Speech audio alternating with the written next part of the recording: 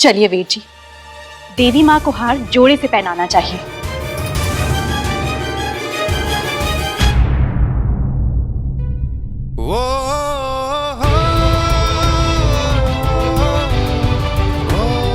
हद में रहो अपनी, हम कोई जोड़ा नहीं है, समझी? और तुम्हारा असली चेहरा देख चुका हूं मैं, तो बंद करो ये नाटक।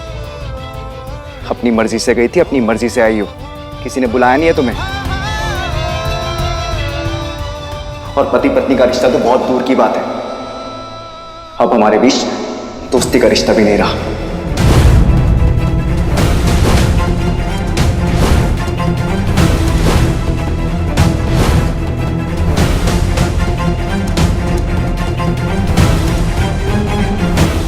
धोखेबाज।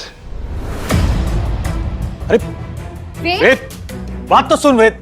बेटा बेटा बात सुनो।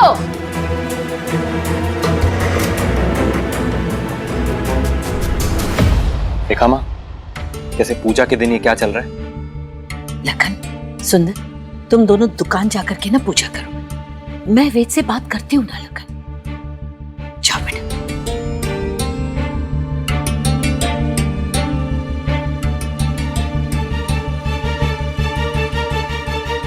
ठीक है, मैं अकेले ही पूजा कर लेती हूँ।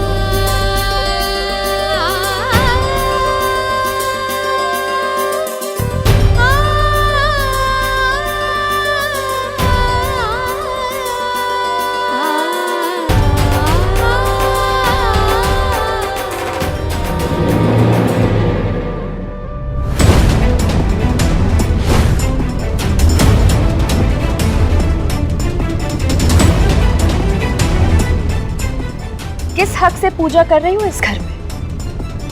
सुहागन होने के हक से, वेद कोठारी की पत्नी होने के हक से।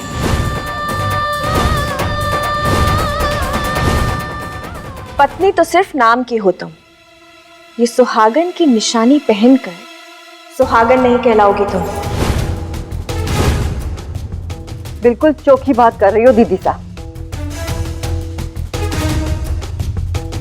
ए छोरी, सुहागन वो हो गए जिसकी मांग में सिंदूर उसका बीन भरे है। आप सबके सामने वेद जी ने मेरी मांग में सिंदूर भरा था। भारतीय नारी के लिए सिंदूर का क्या महत्व होता है ये आप अच्छे से जानती हैं। फिर उस पर सवाल उठा के उसका मजाक क्यों उड़ा रही है? ये फिल्म वाली लाइन तो तू झाड़ को नहीं। देवर शाह ने जब थारी मांग में सिंदूर भरा था तब उन्हें तेरे धोखे के बारे में पता ना था। एंड एक्चुअली तुम हमारे सिंदूर की बात ना ही करो तो अच्छा है। शायद तुमने देखा नहीं कि हमारे सुहाग हमारे साथ खड़े थे आरती के वक्त, पर तुम्हारे पति ने तो तुम्हें पत्नी मानने से भी इनकार कर दिया।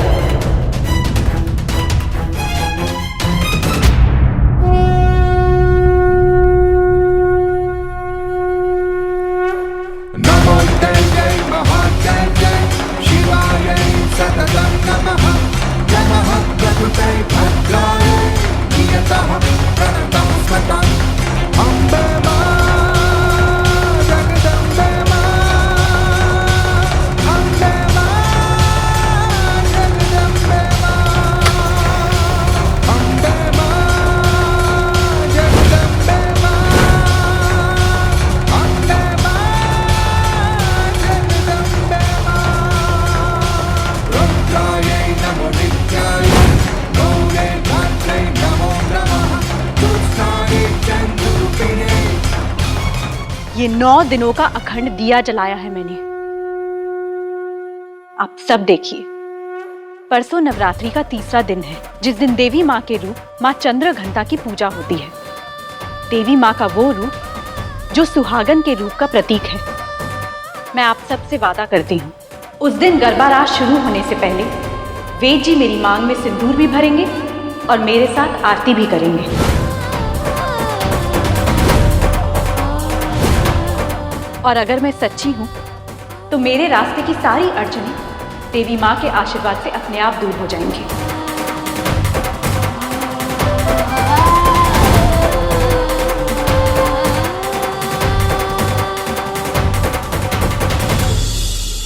क्या सुनूं माँ, क्या सुनूं?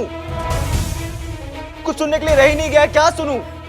वेद, देख बेटा, तुम दोनों पति पत्नी हो, एक डोर से बंधे हो। आज नहीं तो कल फिर तुम्हें साथ होना ही होगा। और देख बेटा, तू भी उसे माफ कर ही देगा। नहीं माँ, ऐसा कभी नहीं होगा। उसने मुझे इतना बड़ा धोखा दिया, मेरी फीलिंग्स के साथ खिलवाड़ किया। मैं उसे कभी माफ नहीं करूंगा और ना ही मैं उसे अपनी कोई पत्नी मानता हूं। वेद, वेद, क्या कर रहे हो? आप तो खुश हो ना कि वो आ गई? तो ठीक है, मुबारक हो आपको आपकी बहू। उसे घर में जो कमरा देना दे देना, क्योंकि वो इस कमरे में नहीं रह सकती। ए छोरी, रुक। इतना बड़ा वादा तो कर दिया तूने, पर म्हारे को एक बात बता, जो तू अपना वादा पूरा ना कर पाई और हार गई, फिर कहीं होवे वो? जीत हमेशा सच की होती है और हारने का कोई सवाल ही पैदा नहीं होता। पर फिर भी आपकी तसल्ली के लिए मैं एक वादा करती हूं। अगर मैं हार गई तो मैं आप सब की गुलाम बन के रहूंगी पूरी जिंदगी के लिए।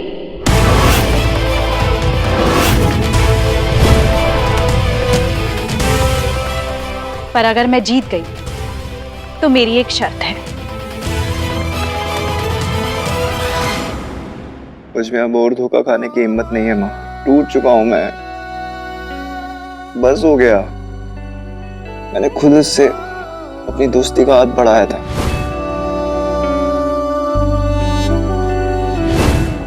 उसने ये किया मेरे साथ। माँ, मैं आजाद होना चाहता हूँ इस रिश्ते से, खत्म कर देना चाहता हूँ इस रिश्ते को।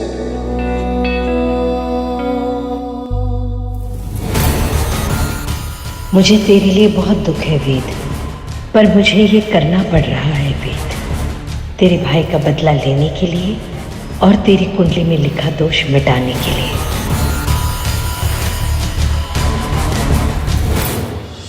जीत के तो मैं रहूंगी, पर वो शर्त क्या है मैं आपको जीतने के बाद बताऊंगी।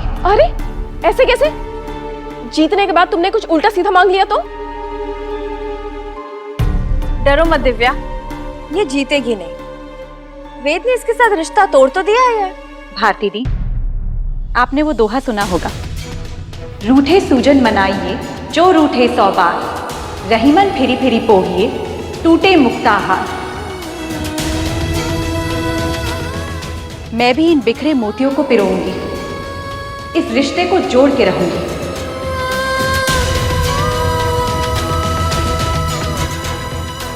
थे जरूर जीतोगे छोटी भाभी साहब।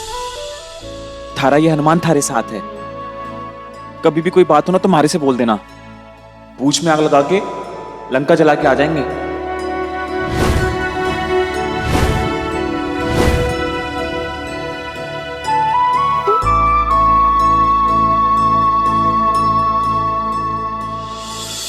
कुछ भी कह ले बेटा,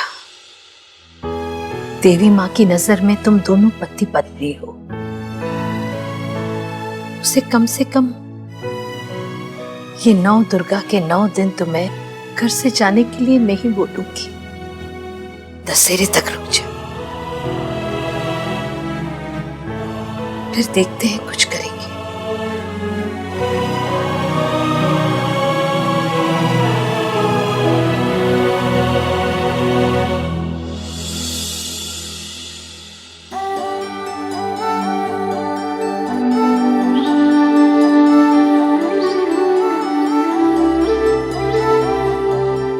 मैं बचपन से शीना जी से शिकायत करती थी कि उन्होंने मुझे एक भाई क्यों नहीं दिया। मुझे क्या पता था मुझे मेरा भाई यही मिल जाएगा। भाभी साहब, कुछ भी बात हो ना माँ ने बोल देना, ज्यादा सोचने की जरूरत कौन नहीं। मारे से कुछ कोने छुपो, मैंने सब ठाए।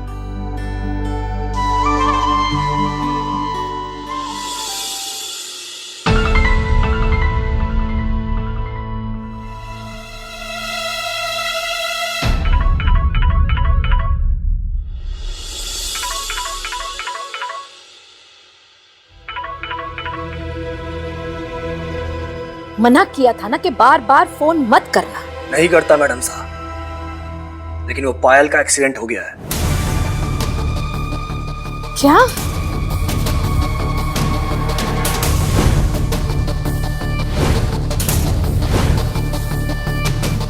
कैसे?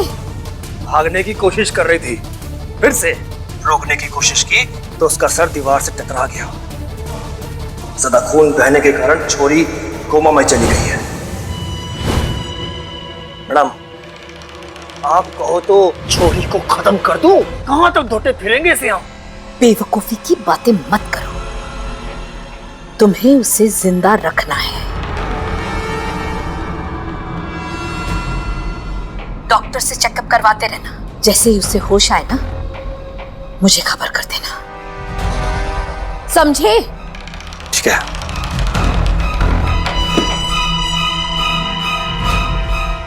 पैसों की डील भी हाथ से गई, उसे पुनौती सर पे लग गई है। क्या करूं इसका?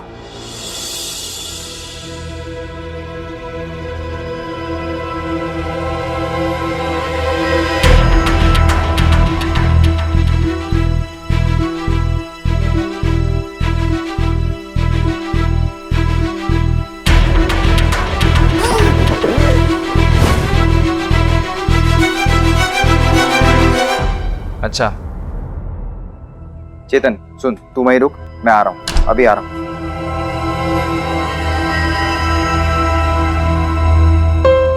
तुम यहाँ क्या कर रही हो और ये बैग क्यों लेकर आई तुम अंदर? अपने पति के कमरे में अपना सामान रख रही हूँ। लिसन, मैं तुम्हारा कोई पतिवती नहीं हूँ, कोई रिश्ता नहीं है हमारे बीच, और ये बात मैं तुम्हें पहले भी बोल चुका हूँ। इस घर की बहू बनकर आई हो, मेरी बीवी नहीं। जाओ जाके गेस्ट रूम में रहो, ये मेरा कमरा है। आपके कहने से हमारा रिश्ता खत्म हो जाएगा? अरे 33 कोटि देवता, पवित्र अग्नि, 5 तत्व और इतने सारे मेहमानों के सामने हुई है हमारी शादी। बताइए। ठीक है, तुम यहीं रुको, मैं चला जाता हूँ।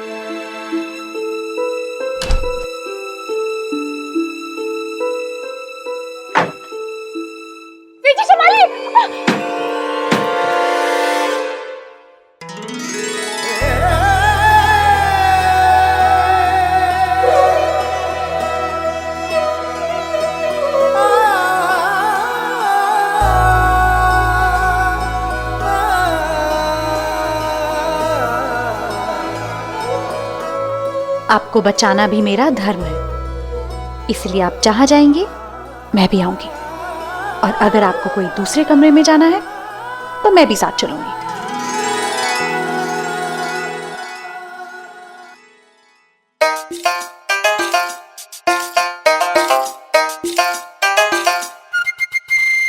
अब मेरे पीछे क्यों आ रही हो तुम? अभी तो मैंने कहा जहां आप वहां मैं।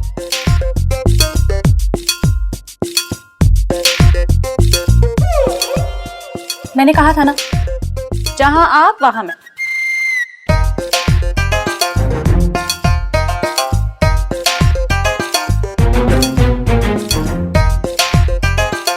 कहीं नहीं जा रहा हूं, कपड़े अंदर रख रहा हूं।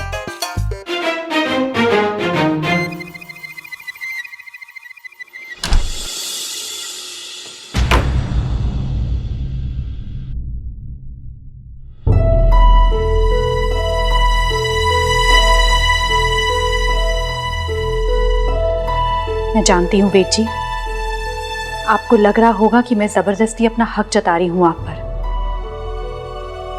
पर इस वक्त ये करना बहुत जरूरी है मेरे लिए।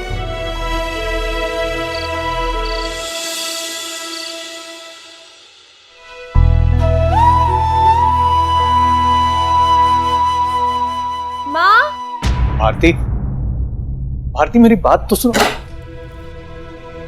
माँ, विधि की खुशी आपके अपने बच्चों की खुशी से बढ़कर क्यों है माँ?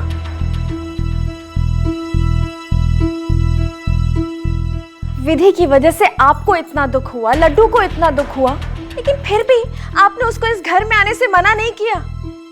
क्यों माँ? बचपन से लेके आज तक हमने आपका हर फैसला माना है, आपके किसी भी फैसले पे सवाल नहीं उठाया। हमें हमेशा से लगता था कि आप सही हैं, पर अब आप सही नहीं है माँ। आप गलत हैं। विधि की वजह से वेद इतना दुखी रहता है, और जब वेद दुखी रहता है तो माँ हम सब भी बहुत परेशान रहते हैं। आपको इस बात से कोई फर्क क्यों नहीं पड़ता? भारती, माँ जो कर रही है इसके पीछे कोई वजह है। क्या वजह है भाई साहब?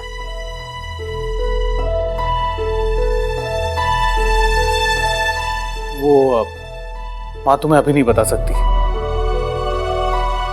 भाई साहब, आपको फर्क नहीं पड़ता कि माँ सही है या गलत, क्योंकि आप माँ के अंधे भक्त हैं। पर मुझे फर्क पड़ता है।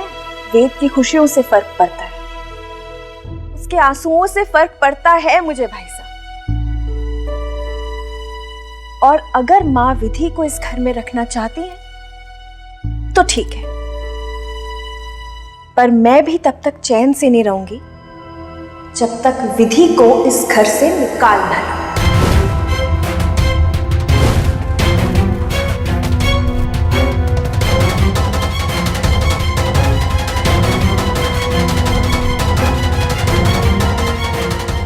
अरे भारती, मेरी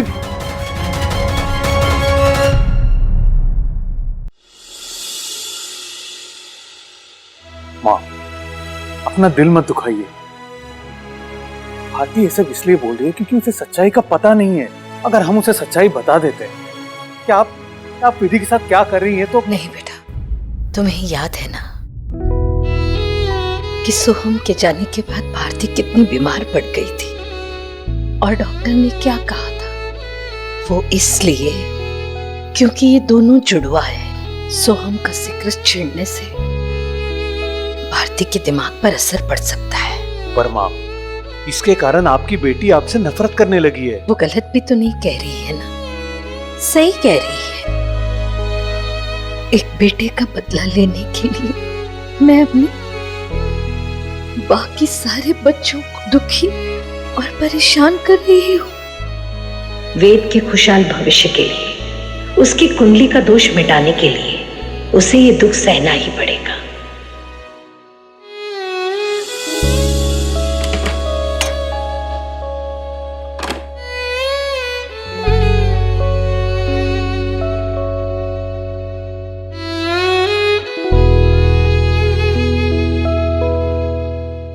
काश मुझे ऐसा नहीं करना पड़ता। मैं सोहम को इंसाफ दिलाना चाहती। ये सिर्फ और सिर्फ मैं अपने बेटे के लिए कर रही हूँ, जो विधि के कारण मुझसे दूर हो गए। एक बेटे को खोने का दर्द तो सिर्फ एक माँ ही समझ सकती है, और वो दर्द एक माँ को किसी भी हद तक जाने के लिए मजबूर कर सकता है, किसी भी हद तक।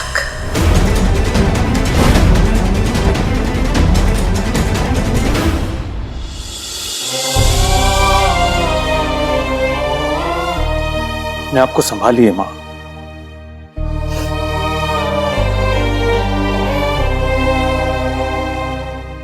विधि के चेहरे की वो मुस्कान मुझे उस नाइंसाफी की याद दिलाती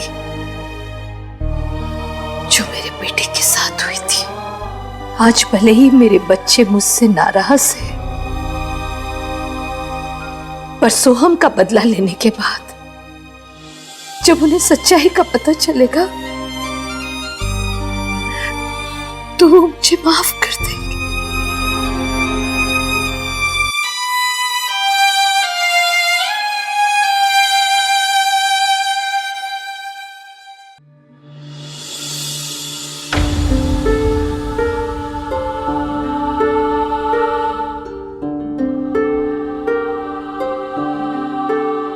भाभी प्लीज, आप वहां बैठ जाइए, मैं यहां बैठ रही हूँ।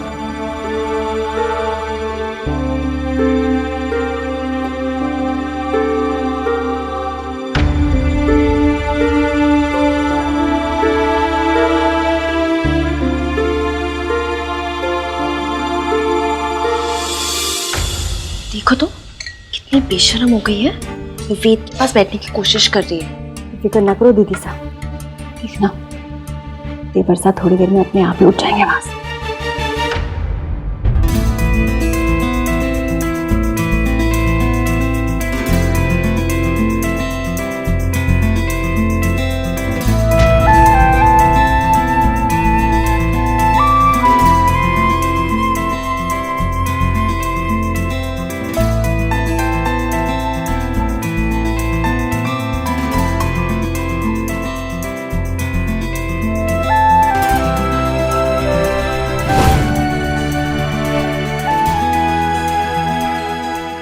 याद है मैंने आपसे कहा था, जहां आप वहां मैं।